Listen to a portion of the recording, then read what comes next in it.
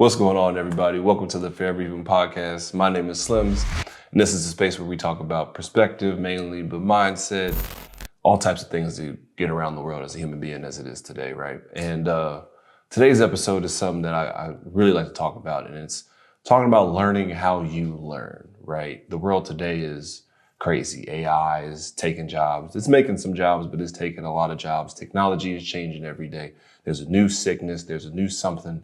The world is constantly moving, right? And in a world like that, the best thing you can do in that kind of situation is to try to be as dynamic as possible. The only way to be dynamic is to know how to learn different information. And I feel like in today's world, understanding how you can get information, retain it, understand it, and then to be able to execute on it is a huge skill. Now, there's multiple ways to get into learning how you learn. A lot of ways that the human brain likes to learn, right? We obviously know is repetition, or maybe we don't know, but repetition, right? The more reps you do, the more times you do something, the more it's easier for it to stick. It's easier for it to, there's less resistance in the mind for it. But also with that comes emotion, tying emotion into the things that you're trying to learn, which is why people say you really have to feel it or be into it or have some kind of passion with it. It makes information easier for you to retain and hold on to. And in today's world, I think realistically, there are so many ways to get a whole bunch of information. We are overloaded with information as it is. And that can be looked as a bad thing, but there's another perspective we could take where with all of this information that's out there, it allows me to now find a skill that I think can be valuable for people outside, right? For the world around me. And then I can use this information that artificial intelligence, use Google, use different kind of courses and things that I'll talk about, and books. I'm really big on books. People need to just read more. There's a lot of information in books that I think people just sleep on. Audiobooks, right? All these different ways to get information in your mind. And then from there, being able to execute on that information, right? People say knowledge is power. Well, I think knowledge really is just information. When you execute on it, that's when it actually becomes powerful, because you can read a whole library of books, but if you're just reading a whole library of books and you're not doing nothing with it, then what are we doing, right? So when I talk about learning different ways, right? There's sources like for me that I like to use, like Udemy, Udemy, Coursera. There's all these different YouTube. YouTube's a huge one. Podcasts, books, like I said. There's a lot of things that happen when you're trying to learn these new things. This is why trying to find some kind of skill for me, it was IT and learning how to code. And when I started to learn how to do those things, in my mind, it was just, okay, I'm going to sit down, I'm going to learn how to build a website. Okay. But when I was on the Udemy course, there were communities that I was involved in. I went on Discord and found other how to build a website, not how to build a website, but let's say people who are developers who are trying to help other people learn how to build a website. And what I realized was there was a whole other world of people out there who literally are just nerds who can't wait to help you learn this new thing in this IT space. And I'm going to talk more about that in another video. But when you start to learn anything, whether it's music, whether it's art, you start to become a part of that community. And being a part of that community brings you in new environments. It brings you new opportunities. You never know who you're going to meet, right? I've met plenty of guys who did start learning how to do websites and they stumbled upon a $5,000 project that they got to help somebody who's trying to build a new barbershop or somebody who's trying to build their new small business, right? You come into these opportunities while you're learning whatever this new thing is. Even though you're at your beginning stages, you're still better off than somebody who doesn't know. And that's still pretty big, right? We look at, especially learning how to build a website. That's one of the biggest ones. And that's why I come back to that example, is that when you really look at it, all the different steps to take it, especially nowadays with artificial intelligence, it's not difficult to really do. The value that comes from that from the other person, however, they're able to brand their business, their brand as a whole, whatever that is. And obviously with that value, they're going to return to you some type of equity. But the level of effort that you've had to do, the most of it's going to come from the learning piece. When you actually do it, it's not really going to take as much time. And then in your mind, you think, well, I just learned how to build a website. It wasn't that hard. I just did this. It's not that big a deal. But you don't get really to dictate that, right? The person who needs that value from you is going to dictate whether that's a big deal or not a big deal. And so I say all that to say, when you're learning all these different things, this is not just for IT. This is for art. This is for anything. you're going to be involved in new environments that's going to offer you new opportunities. And that's pretty much what it comes down to. Now, of course, one thing when it comes to trying to learn something new is always the fear that comes behind it, right? There are people who think, well, I'm too old, right? I can't start learning how to do computer stuff now. I can't learn how to do star stuff now. I've been doing this for 20, 30 years. I met a guy when I was getting my Security Plus certification who had just doing 25 years as a hardware business that he owned, and he wanted to get into IT. He wanted to work from home. He and his wife, they just decided to let the business go, and then he just started studying, and I met him in that course. And from that course, he ended up getting a job. And so it really comes down to how you allow yourself to think. One thing I like to say, which can sound crazy, but just kind of follow with me, right? You are not your thoughts, right? Your thoughts are something that you have.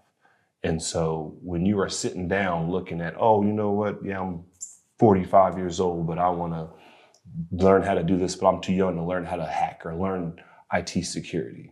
You have the power to reject that thought and say, well, no, I know how to learn the last things that I've learned over the past 20, 30 years, whatever it is. I can apply that same thing to learning something new. Are you going to start at the bottom of the career field? Possibly, but possibly not, because there are some skills that may translate from what you did before over that you just never thought about, right? Because this is something new. You don't know what you don't know. And so don't count yourself out so early because I'm never going to figure it out. With me being a software engineer, which is even weird for me to say because I was in remedial reading and remedial math classes all throughout high school. It was a thing where in my family, Drakes just don't do math. But here I am now realizing that it's not the fact that we just don't do math. I accepted that as an excuse and I got C's in math, but it really came down to me sitting down and saying, okay, what do I need to figure out on how to learn this subject? How do I need to read for 20 minutes and stop? Like, how does my brain actually how does my brain actually retain and hold on to this information so I can actually use it? Once I figured that out and I started learning more about the software engineer career and realizing that I don't need to really know a lot of math. Yes, there are certain equations, but once you learn what that equation is, you don't just forget it, right? You remember it for the next time. And then there's documentation. And then I realized there's places where all this information just sits. So I don't have to memorize it. I just have to know where to go to get that resource. That is really what helps, at least in my mind, realize that I can learn a lot. I may not know what it is right now. If I wanted to learn how to draw, I can learn how to draw. It's going to take me some time to figure out how to get these big hands to work on that piece of paper, but I can take the time to figure out, okay, maybe I need to do it this way. Maybe I need to do it that way. But having those, we'll say, career identity problems or those fears of trying to get into a new space by learning something new, they're only almost like your ego keeping you from making a mistake or failing. But if you give it a shot and you do it piece by piece, 90% of the time, it's usually going to be worth it. And if you try something new and you try to figure it out and you don't like it, then you don't like it. Then you try something else. Like, there's an abundance of things that you can try in today's day and age, especially with AI and how technology is. I always lean people towards technology because it's not going anywhere, but you have the ability to learn from so many different resources. You just have to trust yourself to learn. So what was the main points of all this kind of episode here today? Really, like I said, learning how you learn, taking the time to try to learn something new and figuring out what you had to do. For me, I got ADHD, my brain goes all over the place. And so when I was trying to learn how to program, I found something called the Pomodoro technique. And basically, long story short, what that technique is, you take a fixed amount of time to focus and a fixed amount of time break. And that can fluctuate. It's 100% in your control, right? It's not a fixed rule. And so for me, when I started to do it, when I was doing 20 minutes of focused work, meaning my phone was on Do Not Disturb for 20 minutes, I had a timer. And for that 20 minutes, I'm working as hard as I can. After that 20 minutes, I've got 5 minutes to do everything but what I was working on. So whether you want to scroll on your phone, whether you want to go play a game, whether you want to do whatever, go outside. I used to go for longboard rides around my neighborhood. Just something to get your brain off the work. And then after that 5 minutes is up, you go back and you do another 20 minutes. The amount of work I was able to get done in doing that was astonishing. Now, I ended up changing it up a little bit. I would do 20 minutes at first. When I first started at 30 minutes.